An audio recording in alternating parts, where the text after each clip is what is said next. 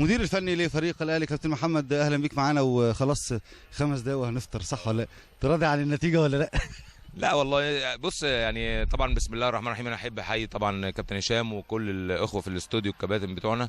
اللي عايز اقول لك الظروف مش طبيعيه، يعني انا بالنسبه لي بالنسبه لفرقتنا الظروف ان احنا نلعب في الجونه وفي درجه حراره زي دي، لعيبتي كلها صايمه.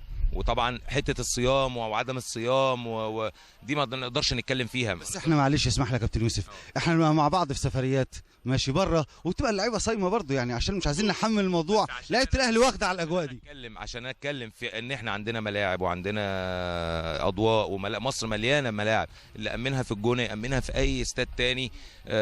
تتلعب المباراه وتطلع احسن من كده كمان. انا شايف النهارده يعني شوف، رغم ان احنا فرقتنا الحمد لله متحكمه في الريتم، قدرنا نهدد مرمى نادي الزمالك، رحنا كتير على مرمى نادي الزمالك، كان في اكتر من فرصه كنا ممكن لو في توفيق كانت ممكن ان احنا ننهيها باهداف. بس كان في توتر شويه. لا بالعكس انا شايف ان بس المجهود قل شويه في اخر يمكن تلت ساعه ونص ساعه نتيجه الصيام. انا عارف ان لعيبتي كلها صايمه، ولذلك انا حتى يمكن بانت شويه تغييرات، حاولت ان انا اغير تغييرات فيها عنصر شباب، فيها عنصر اللي يقدروا يلعبوا نص ملعب ويكملوا زي تريزيجيه وزي رامي، مع طبعا تريكا مع سيد حمدي وعبزار. يعني بتحاول ان انت تعالج نقص المجهود في نص الملعب، ودي طبعا اثرت زي ما انا بقول لك بالجو، بالصيام، حاجات كتيره، عوامل غير طبيعيه.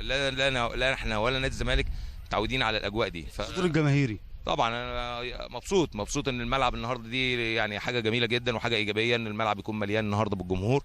اتمنى ان شاء الله المباريات كلها اللي جايه تبقى بجمهور، وفعلا زي النهارده كده يطلع في جو من الروح الرياضيه الجيده جدا، ومن التنظيم ومن كل حاجه. لكن الحاجه الوحيده اللي اكيد جهازنا الفني بتاع نادي الزمالك واحنا كجهاز فني مش موافقين عليها هي اللعب في الصيام. صعب لاعب يلعب 90 دقيقة وتطلب منه يؤدي شغل ومجهود وهو صايم وفي الجو ده، ورغم ان في امكانيات. ليه ما عندنا ملاعب مضاءة نقدر نلعب عليها، واللي امن النهارده في الجونة يقدر يامن في اي حتة.